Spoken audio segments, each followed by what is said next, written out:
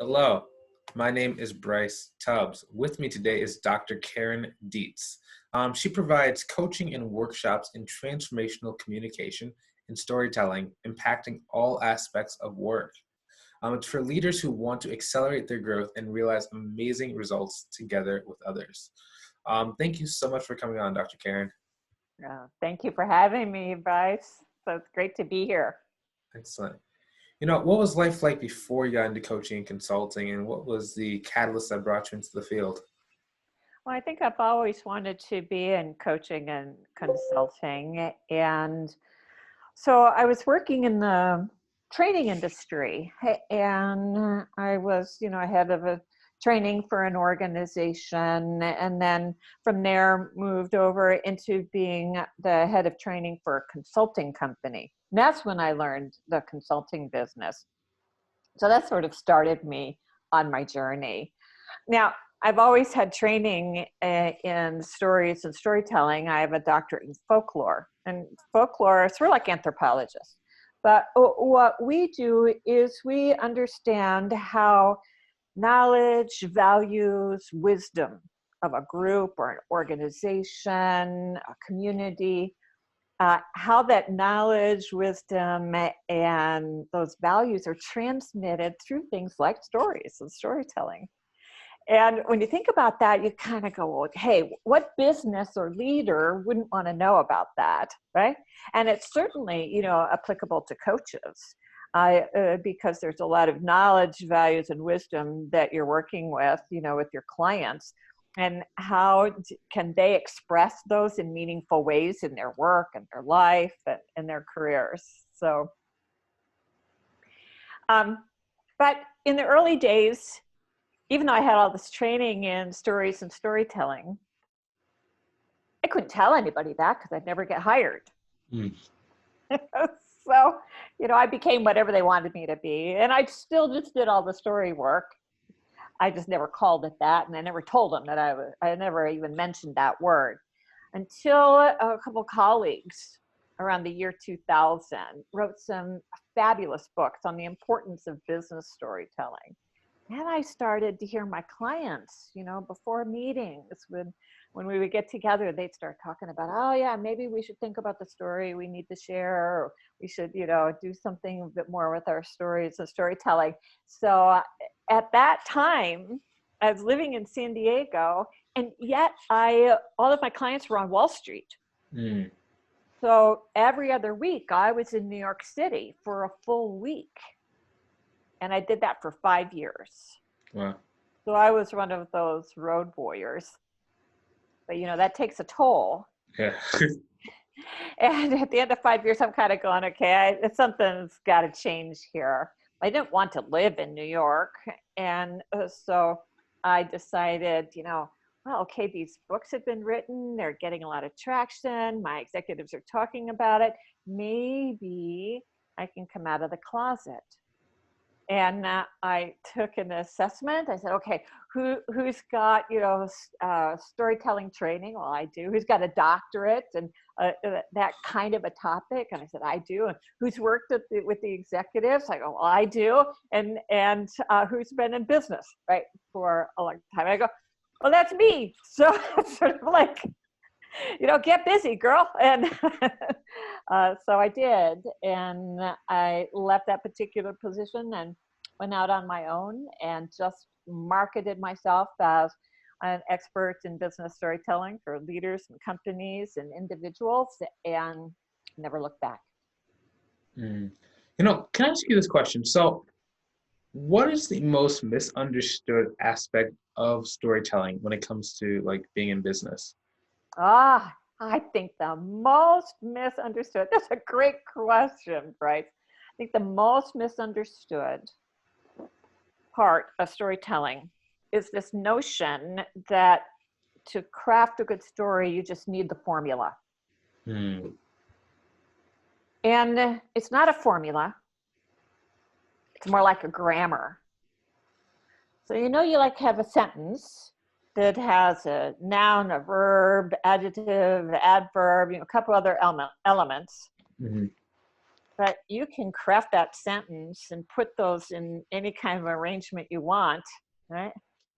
And it's still a valid sentence, but the meaning of the sentence may change slightly depending on how you order the elements. It's the same thing with storytelling. And so you need to know the elements of a successful story. And how you combine those elements is really more reflective of who you are and your voice and, you know, your take on the world. And so there's more to storytelling than you have to have a beginning, a middle, and an end. You know, it has to follow a certain arc because that's only a Western arc. There are plenty of other kind of story arcs. And so once you start thinking about it and kind of get away from this, you know, story as formula, you're going to be much more successful at it and you're going to have a lot more fun. So if we're not approaching like a formula, then what is like the number one skill within storytelling that someone should develop first? Listening. I know people go, listening, wait, how is that a storytelling skill, right?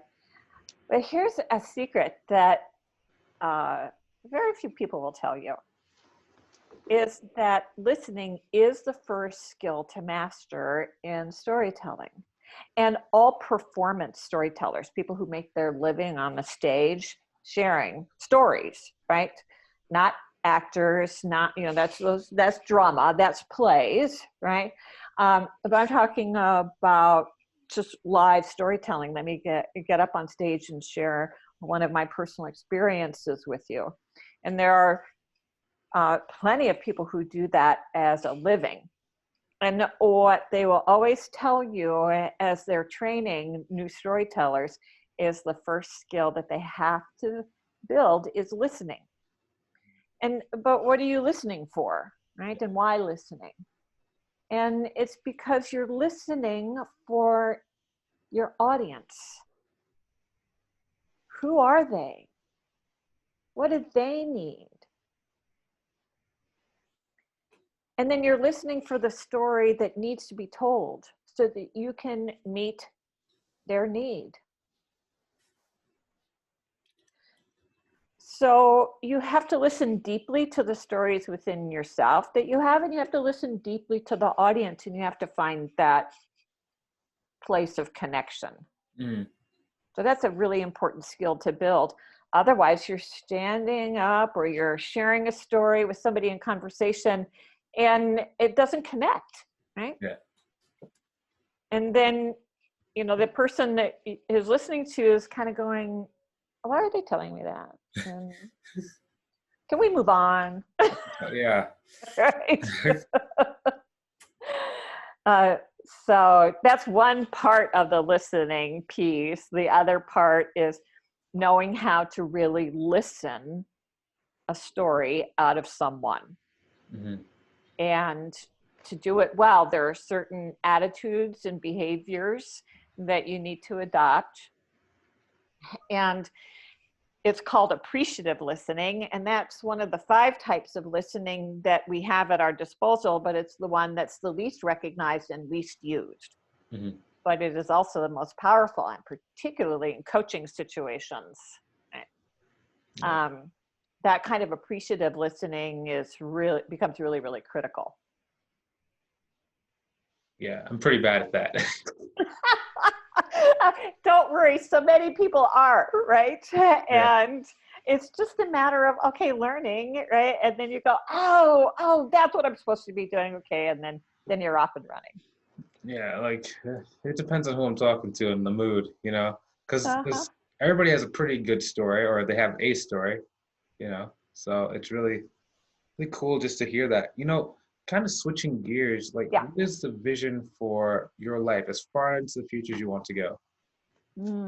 Well, I think the vision for my life has always been, right, sort of more like my purpose is to help somebody find their voice so that they can do amazing things.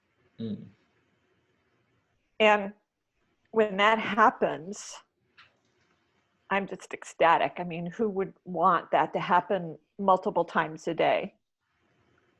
And so how that looks for me in any given, year of my life, maybe it's writing a book, right? Like writing business storytelling for dummies.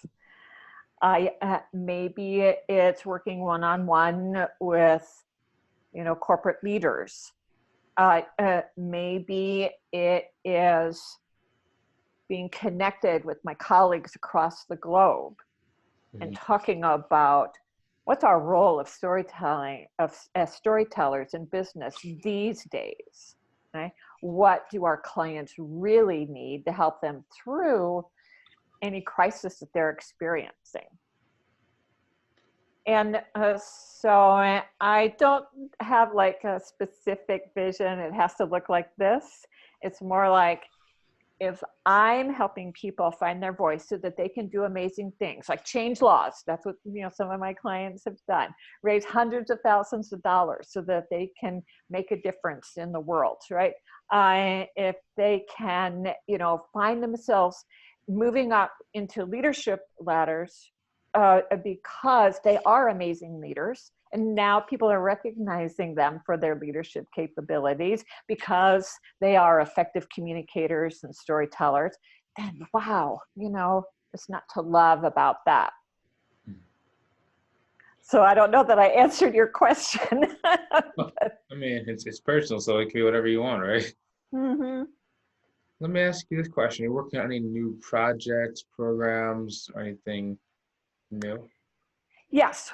Well, I've been teaching storytelling virtually for a while now, and now I'm in the process of creating a few courses for the general public.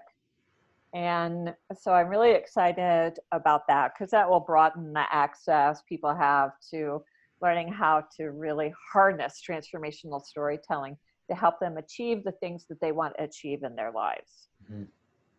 And then I'm also writing another book on, it's about how knowledge gets transferred using stories and storytelling.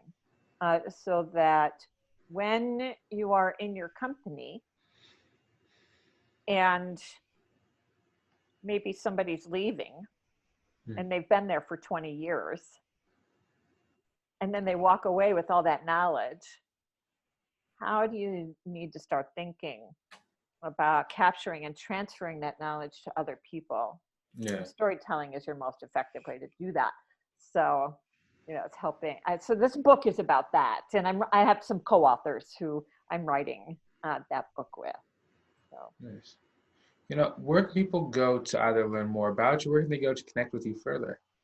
Oh, yeah. So best place is my website, which is KarenDietz.com. And you'll be able to sign up for my newsletter, send me an email, find out more about some storytelling resources. So, can you spell out your name for the people who might be listening audibly? Sure. It's D as in Delta, IETZ as in zebra. So Dietz, and its first name is Karen with a K, Karen. Thank you for your time today. You're welcome. My pleasure, Bryce. And for those watching, we thoroughly hope that you got some great value out of today's episode. Now, if you have been looking for a place where people are improving themselves and helping others do the same, I recommend you go and check out our free community. I'm going to put some links either above or below the video. Now, this is basically a mastermind where people come together and support each other every single day. So if that is what you have been searching for, go on ahead and join us inside. I'd love to see you in there and invite you there now. So hopefully you enjoyed watching as much as we enjoyed creating this. My lighting totally went dark. We're having a storm outside, but we're making do. So feel free to hit share so other people can get some great value as well. Have a great day. Talk to you soon. We're done recording in 3 and 2 and